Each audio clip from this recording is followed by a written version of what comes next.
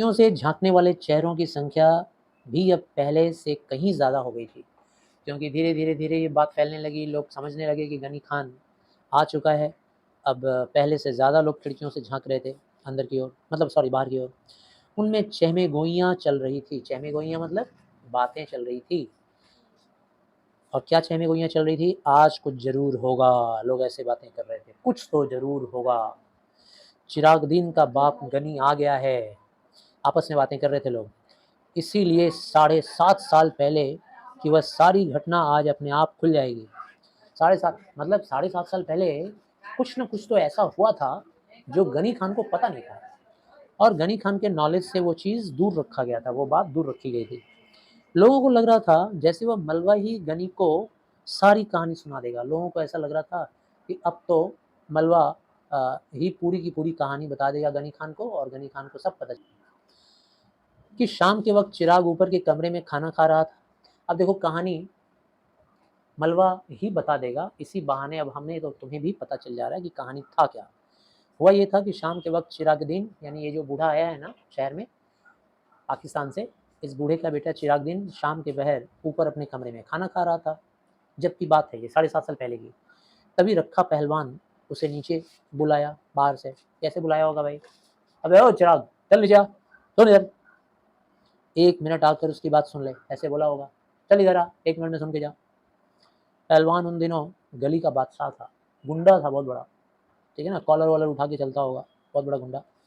वहाँ के हिंदुओं पर भी उसका काफ़ी दबदबा था।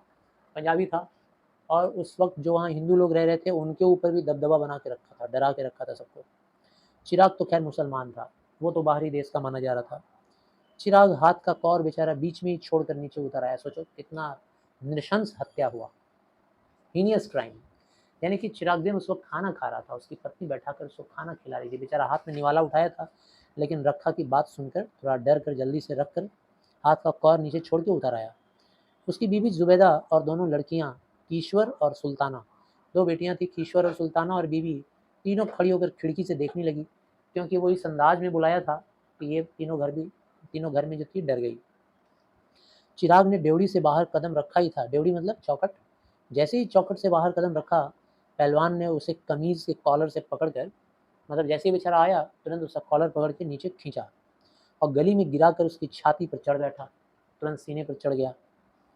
चिराग उसका छुरे वाला हाथ पकड़कर चिल्लाया, और चिराग तुरंत चढ़ बैठा और छुरा निकाल लिया।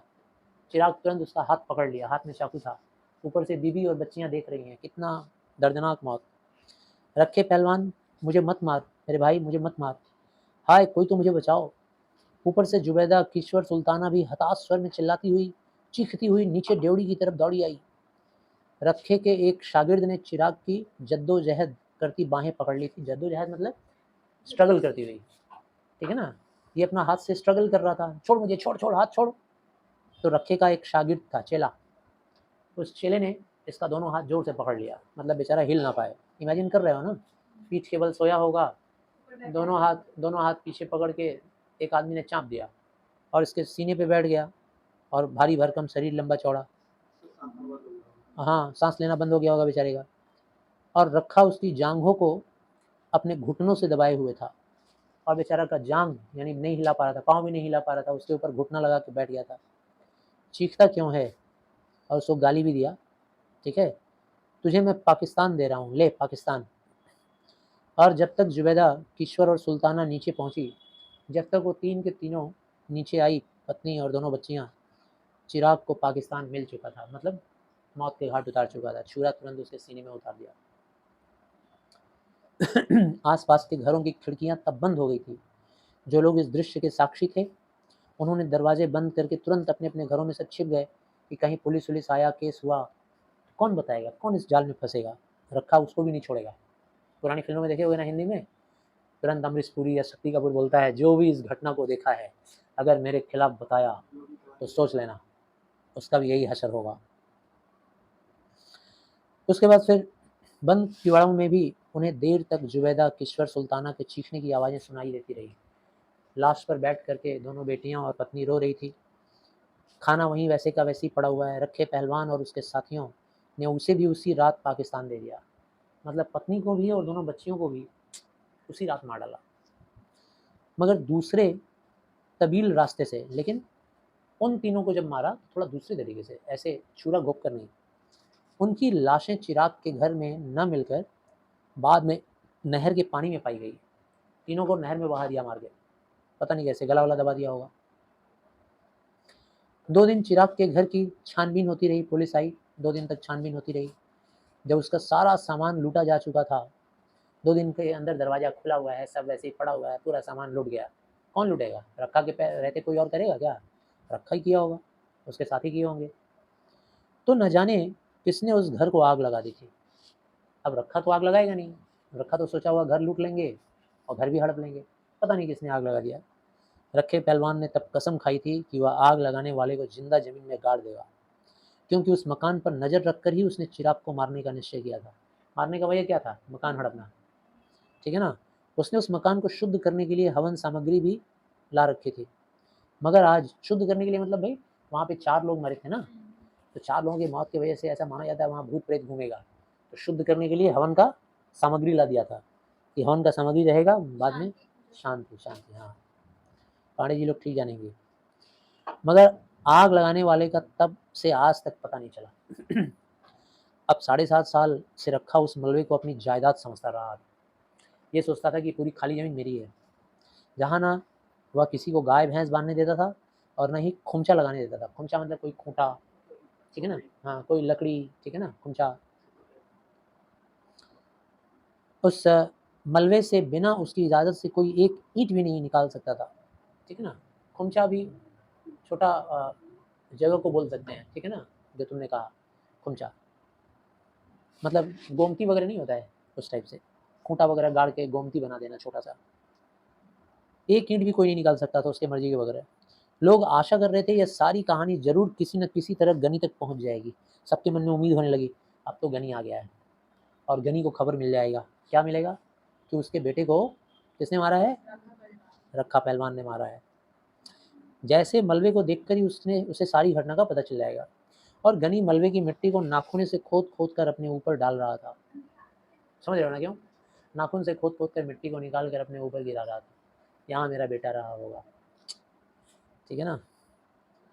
और दरवाजे की चौखट को बाह में लिए हुए रो रहा था। दरवाजे की चौखट को उठाकर बाहों में ले लिया और लेकर रोने लगा। उठा नहीं लिया होगा, चौखट तो मिट्टी के ही अंदर था, सो गया उसी पर। हाँ, ऐसे पकड़ कर सो गया। बोल चिराग दीना बोल, तू कहाँ चला गया ओए? ओ किश्वर, ओ सुल्ताना, अपनी पोतियों का भी नाम लेके पुकार रहा था। हाय मेरे बच्चे, ओए गनी को पीछे क्यों छोड़ दिए ओए? ऐसे चिल्ला रहा है, हमको क्यों छोड़ दिए रे? मुझे भी ले गया होता, मैं भी तेरे साथ जाना चाहता था, मुझे भी ले जाना चाहिए था। तो ओए के बाद ये एसएस क्यों ना? वो लंबे समय तक ए बोलेंगे, तो ये ऐसे बोलेंगे, जैसे ओम बोलते हैं तो ऐसा बना देते हैं ओम ऐसे। और भुरभुरे किवाड़ से लकड़ी के रेशे झड़ते जा रहे थे। जितना ही लिपट के रो रहा था उतना ही किवाड़ से रस्सी बोल रहे हैं, रेशा झड़ते जा रहा था। उधर पीपल के नीचे सोया हुआ रखा पहलवान ना जाने किसी ने जाके जगाया या वह खुद ही जाग गया। यह जानकर कि पाकिस्तान से अब्दुल गनी आया है और मकान के मलबे पर बैठा है, उसके गले में थोड़ा झाग उठाया। झाग उठाया मतलब तो फेना नहीं होता है, उसके मुंह में अपने आप थोड़ा सा सलाइवा आ गया होगा मुंह में। और मकान के पलवे पे बैठा हुआ मतलब घबराहट, जिससे उसे खांसी आ गई। झाग आया तो खांसी भी आ गई। मतलब थोड़ा घबराहट, थोड़ा चिंता। भले ही बूढ़ा है, बूढ़ा क्या करेगा? बूढ़े को तो 2 पटके नहीं मारेगा तो उसको भी पहुंचा देगा बेटे और बहू के पास। लेकिन फिर भी आवाज़ तो 10 आदमी बोलने वाले भी हैं। 7.5 साल गुजर गया है भाई। गनी का वो ज़मीन है तो हो सकता है गनी लेने आए हो। उसे गले में थोड़ा झाग आया, उसे खांसी आ गई और फिर उसने कुएं के फर्श पर थूक दिया। मलबे की तरफ देखकर उसकी छाती से धौंकनी की सी आवाज़ निकलने लगी। जब मलबे की तरफ देखा तो सीना धड़-धड़ करके बजने लगा और आवाज़ निकली और उसका निचला होंठ थोड़ा बाहर को फैल गया। आवाज़ भी निकली, डरने वाली थोड़ी आवाज़, और निचला होंठ थोड़ा बाहर की ओर फैल गया। अब कैसे दिखाया जाए डिमो करके, मतलब यूँ ही समझ लो, नीचे वाला होंठ थोड़ा बाहर चिंता में, ऐसे। गनी अपने मलबे पर बैठा है। उसके शागिर्द लच्छे पहलवान ने उसके पास आकर कहा, बोला गुरु, गनी आया है। अपने मलबे पे बैठा हुआ गुरु मलबा उसका कैसे है, मलबा हमारा है। पहलवान ने झाग से घड़घड़ाई आवाज़ में कहा। गले में खखार आ गई थी खांसते हुए। ऐसे बोल रहा है, मलबा उसका कैसे है, हमारा है हमारा, ऐसा कह रहा है। मगर वह वहाँ बैठा है, ऐसा बोल रहा है। लच्छे ने आंखों में एक रहस्यमय संकेत लाकर कहा। लच्छा जो था उसका शागिर्द थोड़ा मिस्टीरियस तरीके से बोला, मगर गुरु वहाँ बैठा हुआ है, ऐसा लग रहा था जैसे उसकी बातों में कुछ रहस्य है, बोलना चाह रहा हो। बैठा है, आज ज़रूर बात करेगा, आज तो अपना हिस्सा लेगा वो। बैठा है, बैठा रहे।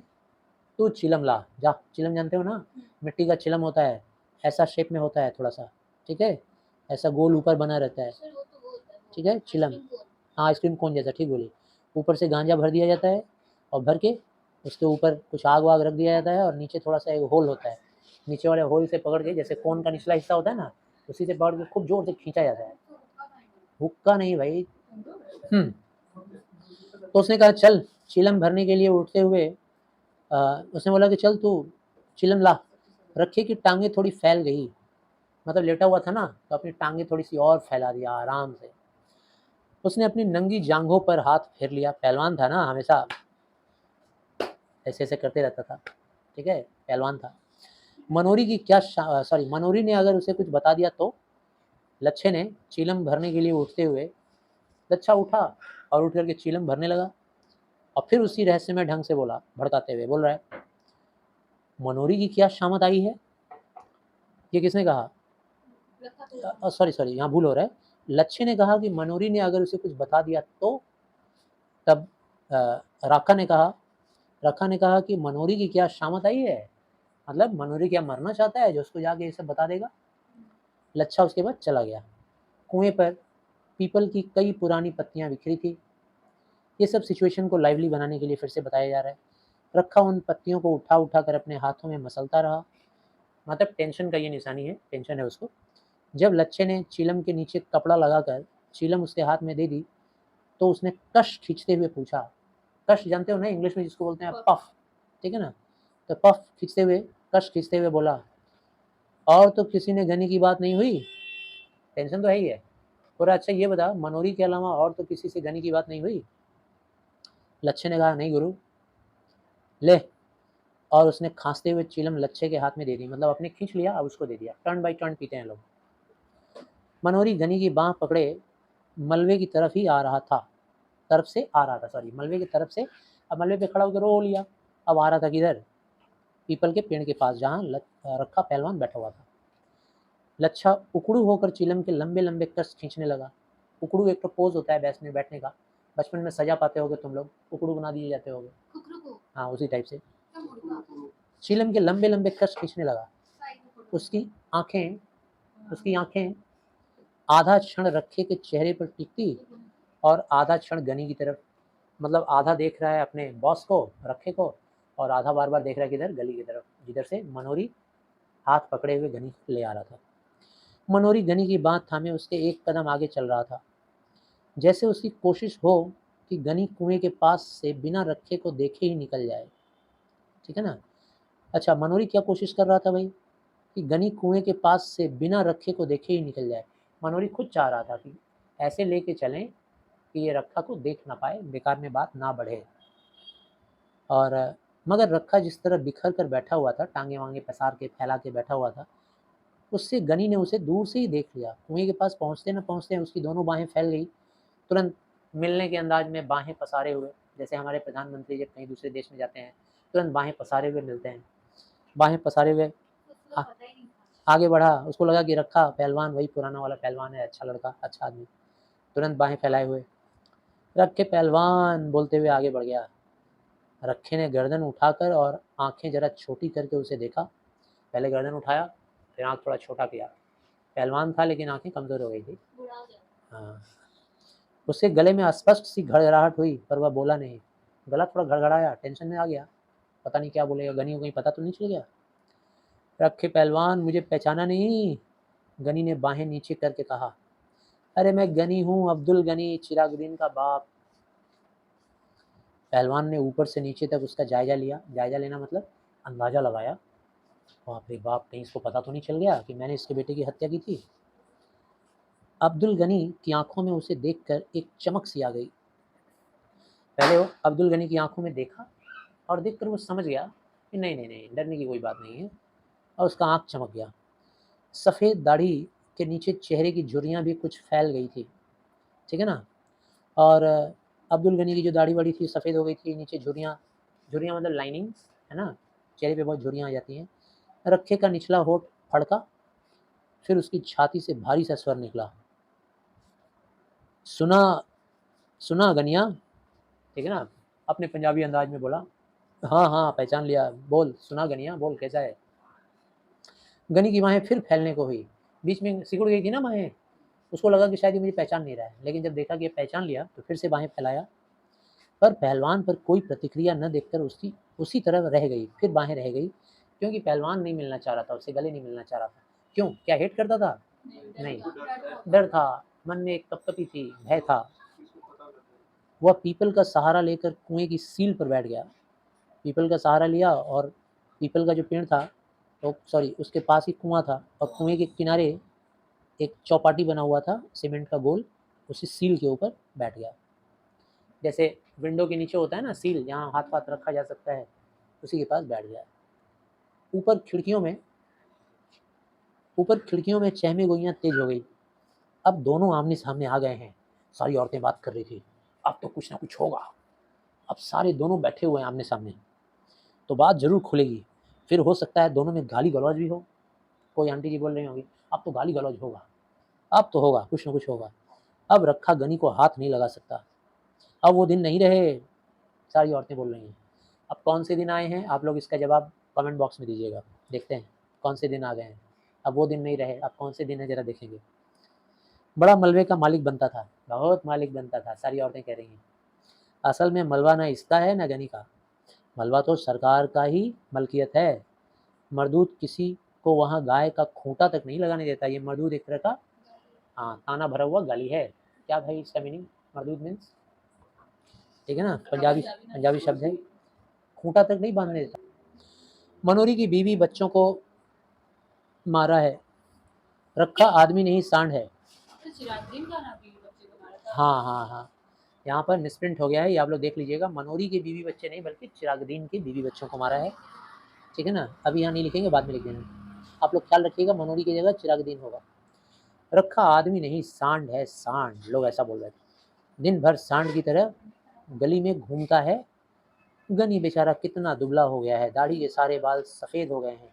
ये सारी बातें खिड़कियों से चहमे गोइयों में सुनी गई थी। सारी औरतें आपस में बातें कर रही थी। गनी ने कुएं की सिल पर बैठकर कहा, कुएं की सिल मतलब कुएं के किनारे सीमेंट वाली जगह पर बैठ के कहा, देख रखे पहलवान, क्या से क्या हो गया है। भरा पूरा घर छोड़ कर गया था और आज यहाँ यह मिट्टी देखने आया हूँ रे। बस एक घर की आज यही निशानी रह गई है। तू सच पूछे तो मेरा यह मिट्टी भी छोड़कर जाने को मन नहीं कहता। और उसकी आंखें फिर छलछला गई, मतलब फिर आंसू बहने लगे। पहलवान ने अपनी टांगे समेट ली, अभी तक फैला के बैठा था, बैठ समेट लिया, और अंगोछा कुएं की मुंडेर से उठाकर, कुएं का जो मुंडेर था ना जिससे रस्सी बंधी रहती है, उसी पर रख दिया था अपना गमछा, वो उठाया, उठाकर कंधे पर डाल लिया। लच्छे ने चिलम उसकी तरफ बढ़ा दी, वह कश खींचने लगा। लच्छा फिर उसको दिया चिलम, रखा पहलवान, फिर चिलम चढ़ाया। तू बता रखे यह सब हुआ किस तरह? अब सोचो, गनी मियाँ उसी से पूछ रहे हैं, बता रखे कैसे हुआ ये सब? गनी किसी तरह अपने आंसू रोक रोक कर बोला, तुम लोग तो उसके पास थे, सब में भाई भाई की सी मोहब्बत थी। अगर वह चाहता तो तुम में से किसी के घर में नहीं छिप सकता था क्या? उसमें इतनी सी समझदारी नहीं थी क्या? किससे पूछ रहा है? रखे से ही पूछ रहा है, जिसने मर्डर किया था। कितनी दुख भरी दास्तान। ऐसे ही है। रखे को स्वयं लगा कि उसकी आवाज़ में एक अस्वाभाविक सी गूंज है, और उसके होंठ गाढ़े लार से चिपक गए थे। मूंछों के नीचे से पसीना उसके होंठ पर आ रहा था। मतलब ऐसी ऐसी बातें सुन रहा है, एक बाप इतना प्यार भरा बात बोल रहा है अपने बेटे के लिए अपने पड़ोसियों से, तो घबराहट की वजह से मुंह के जो लार थे वो गाढ़े हो गए थे, पसीना आ गया था होठों पर। माथे पर किसी चीज़ का दबाव महसूस हो रहा था रखे के। उसकी रीढ़ की हड्डी भी सहारा चाह रही थी। घबरा कर बेचारा कांप रहा था। बेचारा नहीं, सॉरी, इसको बेचारा नहीं बोलना चाहिए। काँप रहा था कि कहीं सहारा मिले तो थोड़ा पीठ को सहारा दे दें। किसकी बात हो रही है ये? राका की। पाकिस्तान में तुम लोगों का क्या हाल है? बात को काट कर उसने पूछा। अच्छा ये बताओ गनी, तुम्हारा पाकिस्तान में क्या हाल है? उसके गले की नसों में एक तनाव आ गया था। उसने अंगोछे से बगलों का पसीना पोंछा। बगलों का आप क्या बोला जाएगा? आर्मपिट वगैरह का, ठीक है ना? अंडर आर्म्स का पसीना पोंछा और गले का झाग मुँह से खींचकर, फिर गले में खखार वगैरह आ गई थी, कफ वगैरह, जोर से खींचा और खींचकर फिर गले में, ठीक है? क्या हाल बताऊँ रखे, गनी बता रहा है, क्या बताऊँ? दोनों हाथों से छड़ी पर बोझ डालकर झुकता हुआ बोला। दोनों हाथ से छड़ी के ऊपर थोड़ा सा बोझ डाला और बोझ डालकर झुक कर बोला, मेरा हाल तो मेरा खुदा ही जानता है। चिराग वहाँ साथ होता तो और बात थी। मैंने उसे कितना समझाया था कि मेरे साथ चला चल, जब देश विभाजित हुआ तो चल बेटा पाकिस्तान चल। जिद पर अड़ा रहा, बोला नया मकान छोड़कर नहीं जाऊंगा, यह अपनी गली है, यहाँ कोई खतरा नहीं है। भोले कबूतर ने यह नहीं सोचा कि गली में खतरा न हो, बाहर से तो खतरा आ जाएगा। मकान की रखवाली के लिए चारों ने अपनी जान दे दी। चारों मतलब रखे, उसे तेरा बहुत भरोसा था। चिरागुद्दीन तेरे ऊपर बहुत भरोसा करता था रखे, पहलवान मेरे बच्चे। कहता था कि रखा तो है, रखे के रहते मेरा कोई कुछ नहीं बिगाड़ सकता था, ऐसा कहता था बेटा तेरे बारे में। मगर जब जान पर बन आई तो रखे के रोके भी नहीं रुकी। अब तू क्या कर सकता था बेटा? उसने तो कहा था कि तेरे रहते उसका बाल बाका नहीं होगा, लेकिन अब खुदा को यही मंजूर था तो तू कहाँ बचा पाता? उसको क्या पता था कि रखे ने ही उसकी जान ली। रखा तो यह सब सुन के सीधा होने की चेष्टा कर रहा था बेचारा कि सीधा खड़े हो जाए, लेकिन रीढ़ की हड्डियां उसकी दर्द होने लगी थी घबराहट से, डर के मारे। अपनी कमर और जांघों के जोड़ पर उसे सख्त दबाव महसूस हो रहा था। पेट की अंतड़ियों के पास से जैसे कोई चीज उसकी सांस को रोक रही थी। उसका सारा जिस्म पसीने से भीग गया था। उसके तलुओं में चुनचुनाहट हो रही थी। देख रहे हो ना क्या क्या हो रहा था? इसके ऊपर एक क्वेश्चन बन सकता है कि सुनने के बाद कैसा महसूस कर रहा था वो। बीच बीच में नीली फुलझड़ियाँ से ऊपर से उतरती और तैरती हुई इसकी आंखों के सामने निकल जाती। मतलब आंखों के सामने अजीब अजीब सा दृश्य, अजीब सी घबराहट का दृश्य।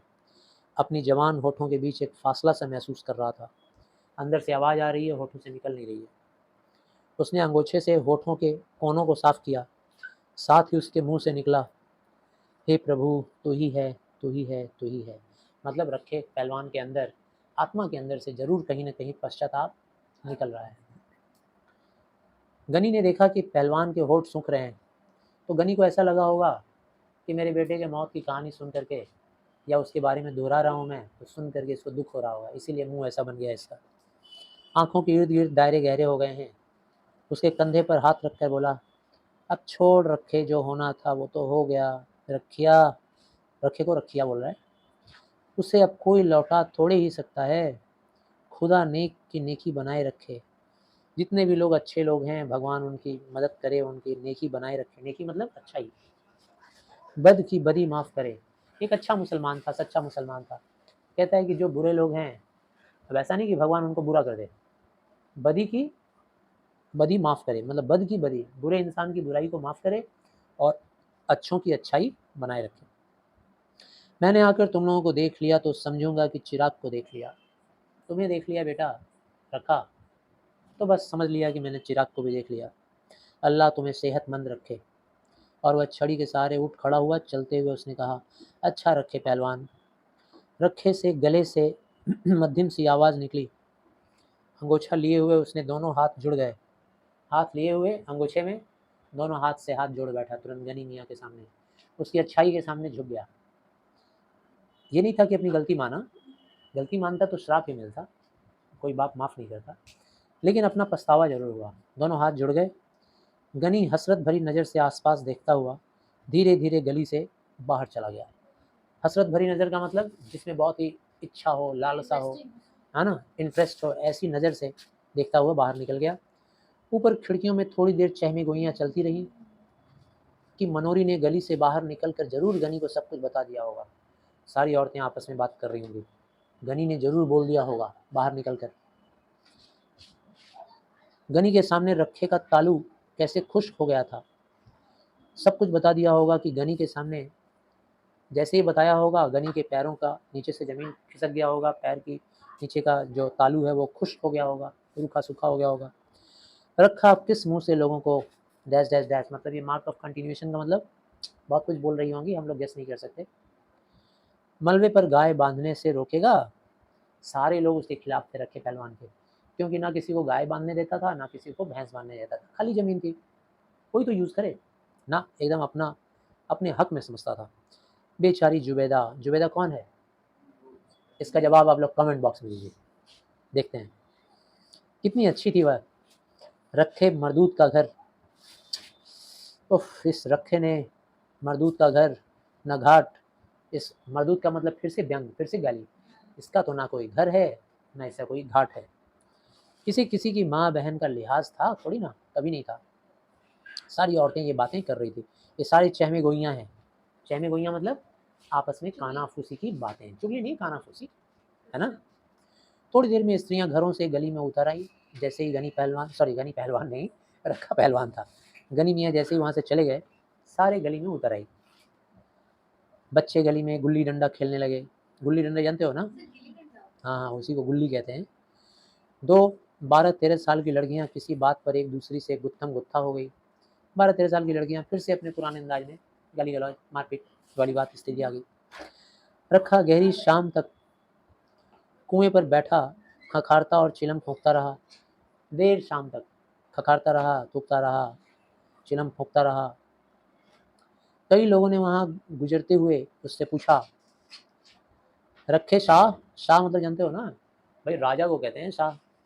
तो यहाँ शाह बोला जा रहा है, मतलब रखा पहलवान को लोग मानते थे कि वो बॉस है वहाँ का। सुना है आज गनी पाकिस्तान से आया था, कुछ लोग आके बोल रहे हैं। हाँ आया था, रखे ने हर बार एक ही उत्तर दिया, फिर कुछ नहीं, चला गया। रात होने पर रखा रोज की तरह गली के बाईं तरफ की दुकान के तख्ते पर आ बैठा। रोज वह रास्ते से गुजरने वाले परिचित लोगों को आवाज़ दे देकर पास बुला लेता था और उन्हें सट्टे के गुर और सेहत के नुस्खे बताता रहता था। सट्टे के गुर और सेहत के नुस्खे मतलब भाई, उन लोगों को जो लोग पूछते थे, जो लोग वहाँ से गुजरते थे, वो लोग तुरंत उससे आकर पूछते थे कि भाई थोड़ा बताओ, ऐसा पहलवानी करके बॉडी वॉडी बनाए, थोड़ा हम लोग को भी बताओ, ठीक है ना। तो उन लोग को बैठा बैठा करके ये खाओ, ऐसे पियो, ऐसे कसरत करो, ऐसे रहो, नुस्खे बताता था।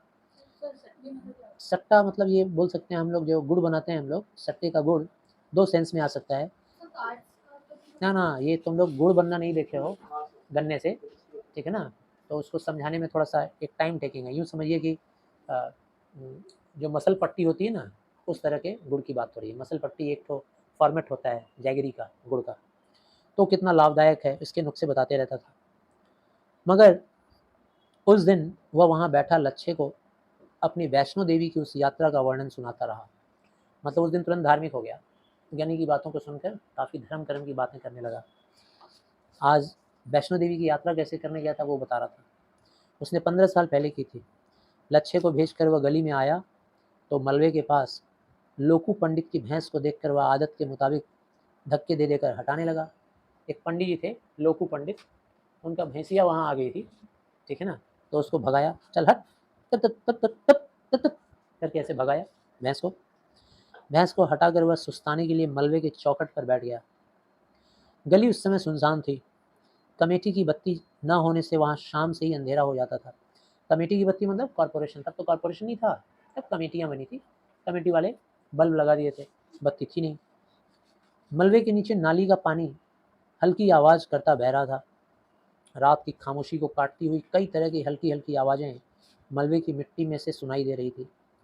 कभी च्यूं च्यूं च्यूं, कभी चिक चिक चिक, कभी कर्र, कभी रर्र, कभी रिर चिर आवाज़ें आ रही, मतलब कीड़े मकोड़ों की आवाज़ें, झींगुर की आवाज़ें।